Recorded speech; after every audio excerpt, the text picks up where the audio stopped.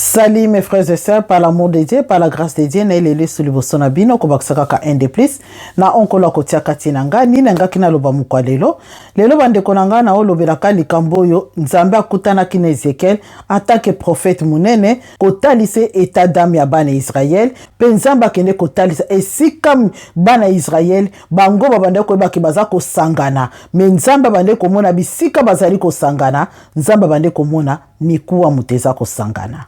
Tali loba na nzambe eza koloba na bisete quelque part tokoki kozala mikuwa quelque part tokoki kozala tozanga bomoi tokutana kana ba mabota minzamba komona biso mikuwa tokutana kana bisika ndenge na ndenge me biso tokomimona tozali bato biso tokomona ke nyonso tokosala ezali ya bo volonté na nzambe mais quelque part nzambe akomona biso mikuwa ti nzambe azwi Ezekiel atake prophète munene azwi na kati na molimo nde tolobaka nzambe arevele nzambe atali seta dama lingomba atali seta dama libota nzambe azwaki Ezekiel koloba oza koprophétiser na kati ya bana Israël yaka lelo na talisa yo eta ya bana Israël olenge ezali so tokena makomi na nzambe eza koloba na biso nini.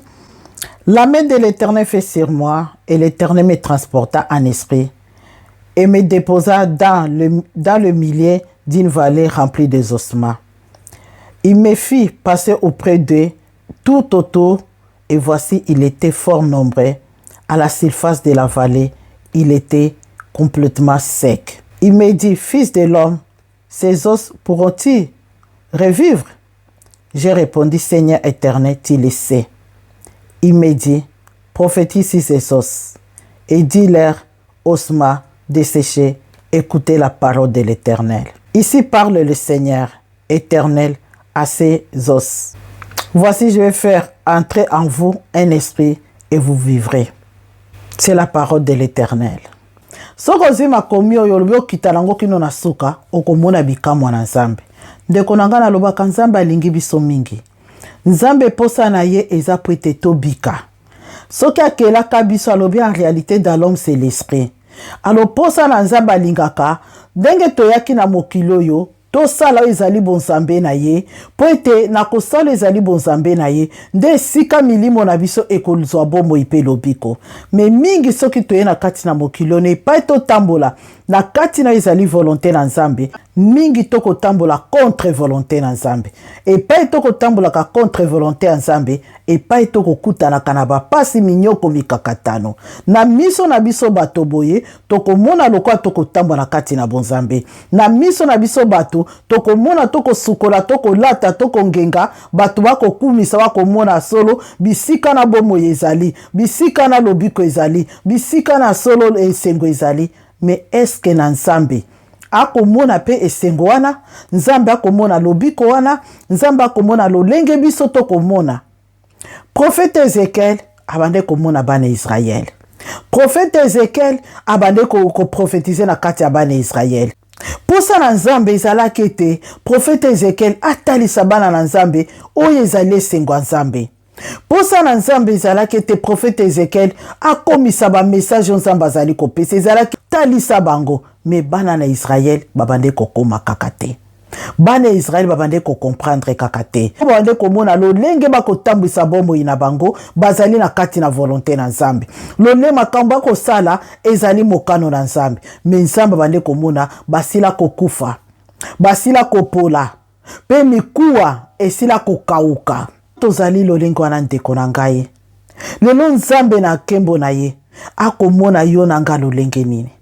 Akomona biso bato tosili kokufa mena tokauki te na topoli te ou bien tosili kopola mikuwa na biso pe esili komonisama pe bandi kokauka.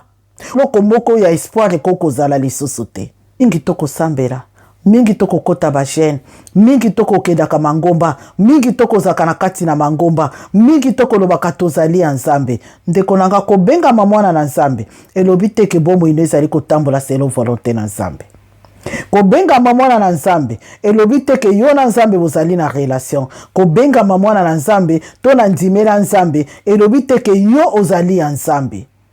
Mingi toko mona toko benga mabana na nzambe mingi toko lobete tozali ko edifier bana na nzambe mingi toko lobete tozali na kati na mangomba. Quand nzambe azwi Ezekiel amemi na kati na vallée ndeko nanga vallée ezali siko yoke ezali plat. Soko tali na gauche montagne ezali, so tali na droite montagne ezali, so tali liboso tali sima ba montagne, donc ezali na se na kati. Ebengami vallée parce que ezali plat. Pona bana Israël, bazali komona bako tambola, mais bazana ba porte de sortie te. Montagne simbi bango gauche et droite. Kati na vallée wana, na place bazo abomoi, babande kokufa moko moko. Kino na kokufa na bango bakomi kopola moko moko, na kati na kopola na bango babandi kokauka moko moko, na sima kokauka. Abu prophète Ezekiel abande komona bana Israël.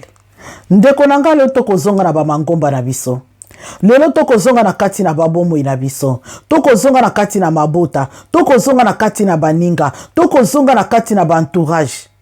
Tango tokutanaka, tango tosanganaka, tango tozalaka na kati na mangomba na biso, toza na kati ya valete, epe tokomona ke toza kovivre, tokobala, tokobota, tokosama makambo nyonso ezali baposa mitema na biso. Me toza na kati ya valete, o toza kokufa moko moko moko moko, kokozala bisika bongo te. Po na biso tokomona tokovivre. Me nzambe akomona nde tokokufa moko moko moko. Lingomba yo zali kokumisa nzambe. Na miso nzambe eza na eta nini? Libota yo botami kati na yango, na miso nzambe ezali na eta nini? Baningo zali kofréquenter, na ba eta dami na bango bazali na niveau nini? Nzambe azali capable ya koressusciter kati na bino Ezekiel. Loboko na nzambe eza mokuse te. Esembwa makabisika bomo ezali. Alobi loboko na eza mokuse te po epambola. Kasi mabe na biso mutu ezali ko empêcher ye. Prophète Ezekiel abande ko prophétiser pour na bana Israël. Abande ko ganga pour na bana Israël. Aloponza mena ko talise te. Oza ko prophétiser, mais bazali ko yamba liloba na ngai te. Nzamba lobi na Ezekiel nini? Est-ce que mikuwa oyo oza sirke koko zwa bomoi? Ezekiel lokola ebaki profondeur nzambe. Ezekiel lobi yo muto yebi soki mikuwa koko zwa bomoi.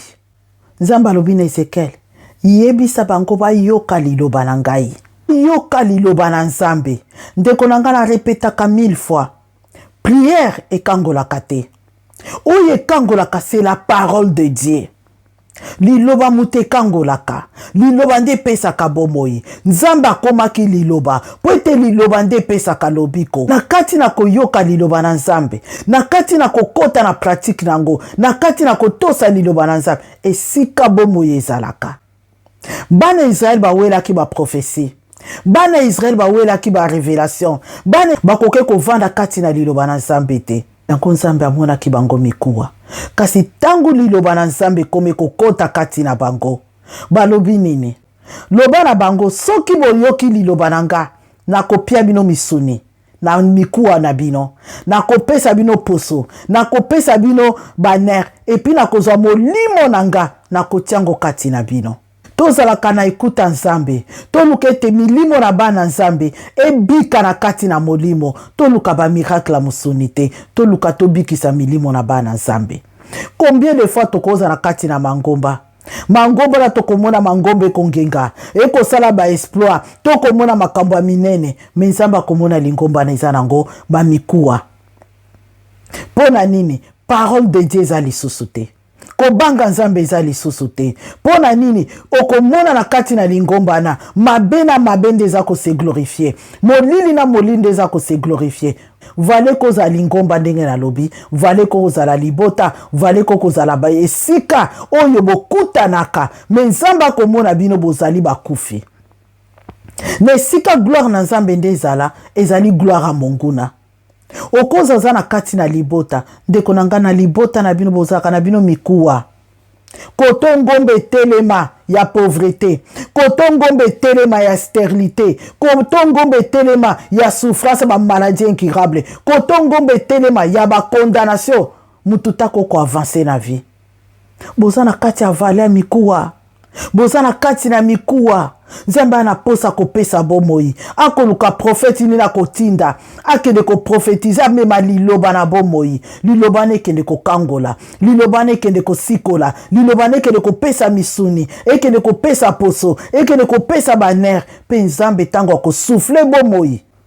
obanda komituna o ndenge na vanda kando na zaka na vite ndenge na bande ko saba voyage ndeze ba voyage ya molili ndenge na bande ko bota ndeze ko bota na ndenge ya passé tozali ko vivre mais quelque part tozali mikuwa na miso nzambe okoza na kati na libota yebite boza na kati ya vale bazwa babwa kabino na kati ya libu ya vale moko bokoma kotepa kuna bosila kokauka bokoma mikuwa kuna na kati moko te na bina koko bima poko to ngomba ya ba probleme telemi koto ya pauvreté koto ya stérilité koto ya maladie koto yo soki ya ba condamnation de na kati na bino boza ko vivre me ba ngombe sila kokanga bino na quatre coins de kati na bino bozo mona boko vivre ba oya kobala bakobala oya kobota bakobota o bakosama bakosala me liboso na nzambi boza kana bino mikuwa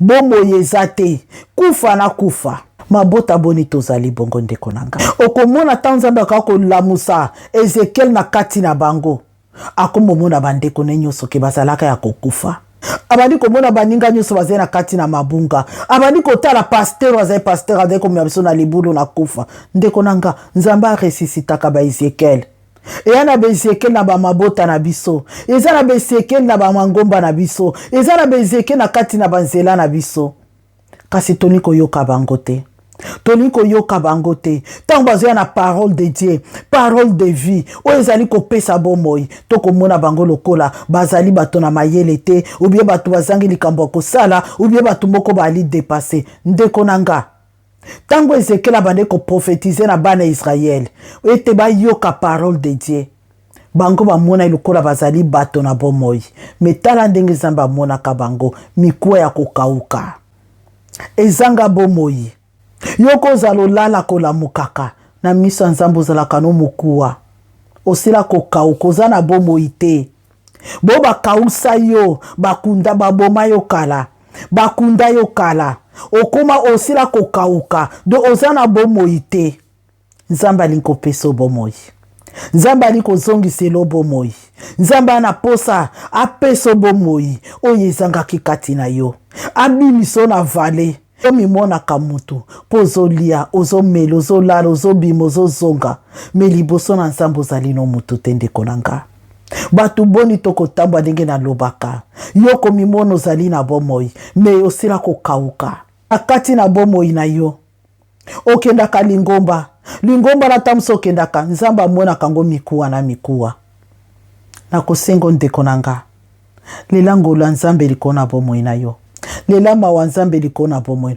atalisa yo oza na kati ya vale bisiko kokendaka butu mozali na kati ya vale bisiko kolala okola mukozali na kati na vale anga mutu ana kati ya vale amonaka lokwa makambo nyonso eza bien mutu avandi na ngomba amonaka na se me mutu avandi na vale amonaka makambo eza na nsima te amona lokola nyonso eza normal pona azo vivre vie normale azo mona nyonso eza normal akokende na ye musala azo yeba teke pona azo mona azo vivre vie normale zokande ana kati ya ana vale ya mikuwa bomoi eza te ndeko nanga omona kolala olamuka oke eglise ozongi oke musala ozongi zokande oza no mukuwa bangombo etelemi tout autour na yo okomona yango te ya maladie ya condamnation ya souffrance ya misère ya no épanouissement de vie se limita quelque part so olingi okende oza na limitation ngombe etelemi olingi ozonga oza na limitation ngombe etelemi olingi okima gauche oza na limitation ngombe etelemi olingi okima droite oza na limitation ngombe etelemi okoma kovivre nokoma komona makambo nyonso eza nango normal nakoyebiso ndeko nanga eza normal te luka nzambe apeso bomoi bangombo eza liboso na ebukana ovanda esu na kati ya vale te movanda na esika oyebi ke na ngongo siko ifo na mata na ngomba nakende koadore nzambe na nga na ngongo siko nakita nakende kosala esengeli nasala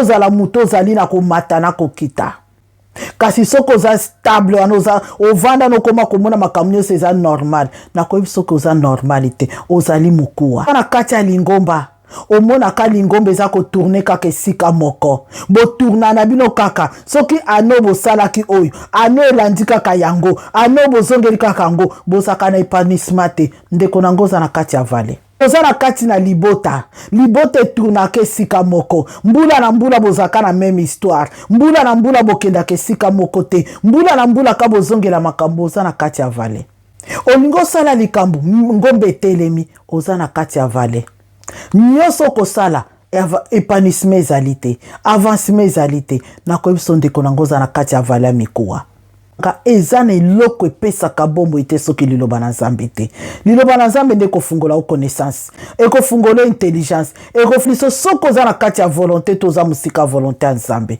c'est à travers la parole de Dieu ndeko nanga yango moto elamusaka yango nde esekuaka yango nde esepalaka le bien et le mal c'est la parole de Dieu nakoyoka liloba na nzambe nzambe alobi likambo ezali mabe tika yango likambo ezali malamu salela yango likambo basalaka te tika yango likambo ezali komemona kufa tika yango ndeko nanga nakoyoka liloba na nzambe epai bomoi ezali epai lobiko ezali kasi biso mingi lelo tolingi biso koyoka liloba na nzambe te tolingi kotosa liloba na nzambe te tolingi kotambola selo bapense na biso toluka ntango nyonso ata tokoyoka liloba na nzambe ata tokozwa liloba na nzambe wana ekomi ya biso tobandi kotambola kati na yango tobosana eloko moko te esenge totambola na kati na Saint-Esprit de Dieu il faut tozala na souffle de Dieu kati na biso ndeko nanga souffle de Dieu ezali etambwisaka mutu na kati na connaissance pe na crainte na obéissance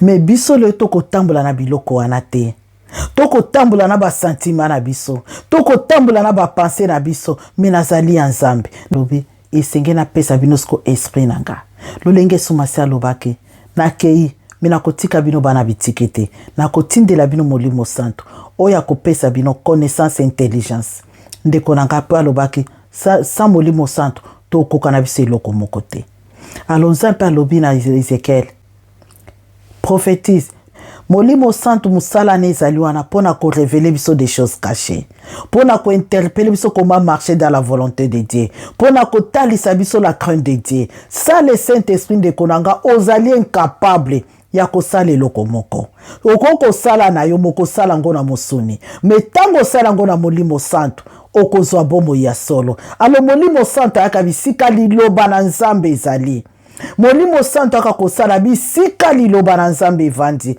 molimo santo aka bisika liloba na nzambe ezali te liloba na nzambe ezali te ke lolenge na koloba liloba na nzambe ezali kotosa parole de Dieu o nzambe alobi tosala bongo yo osaleli yango molimo santo aka bisika bongo alo présence ya nzambe ezali nini liloba na ye liloba na ezali oyo epesaka biso bomoi bana Israel ezali nini bakokai kotelema te bazalaki kaka ya kolala esengelaki molimo santo ya kati na bango po batelema bakoma arme oyo etelemaki alo ndeko nanga yo muto ozali koyoka liloba na nzambe koyoka zwa liloba na nzambe na crainte na obéissance totika kowela oyo ezali vanité de vanité balobi en réalité dans l'homme c'est l'esprit soki na kotambwa na liloba na nzambe liloba na nde kopesa nga bomoi soki na kotambwa liloba na nzambe yango nde kodefendre bakozi na nga partout nakoki kozala alors ntango wana molimo santo akozala toujours présent parce que liloba na nzambe ezali kati na nga me mingi lelo tolisi koyoka liloba na nzambe te toli koyokaka bisika baprofesie ezali bisika bamiracle ezali bisika balobi yo te libala kobota musala nyonso ndeko nanga toutes ces vanités de vanité même les gens qui ne prient pas bakutanaka na biloko wana alo biso botoyebi ke tozali bana na nzambe tolimela nzambe na ndima kotika nyonso mpo na nzambo alo pourquoi ne pas marcher na kati na volonté na ye volonté nezali kotambola na bitambe ya liloba na ye ane lobi boye tika na salela liloba na nzambe epekisi nga boye tika na tosa liloba na nzambe eboyisi nga eloko boye tika na landa yango ndeko nanga liloba nzambe elobi eyana mutu moko te atambola kati na volonté na nzambe bongo azala abandonné jamais akomaka toujours victorieux même dans un bisika bato bazo comprendre te mais nzambe alongisaka parce que aza na kati na volonté na nzambe bana Israël ekomaki armée makasi tango esprit ya nzambe ekotaki kati na bango. Ozwa bateme, Dieu merci. Okendaka église, gloire à Dieu. Olando nyonso pasteur alobaka eza malamu. Est-ce que baloba pasteur ateyaka o ezotaliso na makomi na nzambe otambolaka likolo na yango ya motu ya ndeko nanga. Na bisika na molimo santo akoza toujours présent pona ko conduire selon la volonté de Dieu. Loto za la mikuwa te ndeko nanga. Ekoloba mingi ndeko nanga me kasi nzambe na lola aiba na ko révéler moko na moko. Soko zena kati na mikuwa lukete molimo na nzambe aya kopeso bomoi abimiso na kati na mikuwa okoma arme ya nzambe oyo kosekue baninga oyo koningisa baninga ba onyoso bazaki na kati na kolala bakolamuka pona grâce na yo. Prophète Ezekiel a prophétisaki pe bana Israël bazalaki arme monene telemaki pe longisamaki. Ndeko nango zali capable ya kokoma Ezekiel a libota na bino ya ko prophétiser na mikuwa oyo ya libota na bino ya mikuwa lingomba na yo ya mikuwa baninga na yo lolenge boza kolala kolamuka. Peut-être quelque part bozali mikuwa kasi nzambo apesaka bomoi, nzambo apesaka connaissance, nzambo apesaka intelligence, nzambo alobaki te na yaki kopesa bomoi oya simbaki Ezekiel amemi ake kotalise mikuwa atatelemisa yo akende kotaliso mikuwa libota na bino ataliso mikuwa lingomba na yo ataliso mikuwa misala na yo. Peut-être quelque part nyoso salaka eza ya kokauka nzambo apesa ngo bomoi. Peut-être nyoso za koluka eza ya kokauka bomoi eza te ponini bangombe telemi na 4 coins oza na kati ya vallée pona ozomona lokola makambo nyonso eza normal ndeko nanga eza normalité. Senga nzambe tondisa molimo ne kati na yo oyeba komona état d'âme na yo soko zali moto na bomoi to zali moto na kokufa to sila kokoma mikuwa to zali komiyeba te kokende lingomba elobi te me ya motu ya ndeko nanga tango tamboli dans la crainte de Dieu nzambe akitaka pona kopesa bomoi na bakofi. Ya solo sujet ezali sujet na koke kozongela ngo ata mukolo mosusu kasi na moke na nga na partager na bino tikete nzambe na lola pambola bino moke na likolo na se mopesi tina biloko ezanga tina oyo na bengake le Dieu d'Abraham, d'Isaac et de Jacob, le Dieu de la Bible oyo na ndimela de Genèse Apocalypse na ebete liloba na ye ezali kopesa bomoi ndeko na nga na lobaka na li sujet témoignage soki na aka liboso na bino na aka pamba te po na ebi nzambo yo bisika zwanga peut-être na kati na vallée ya mikuwa kasi lelo apesa bomoi yango na tema pe na tato la kete azali nzambe. Que Dieu vous bénisse. Merci beaucoup.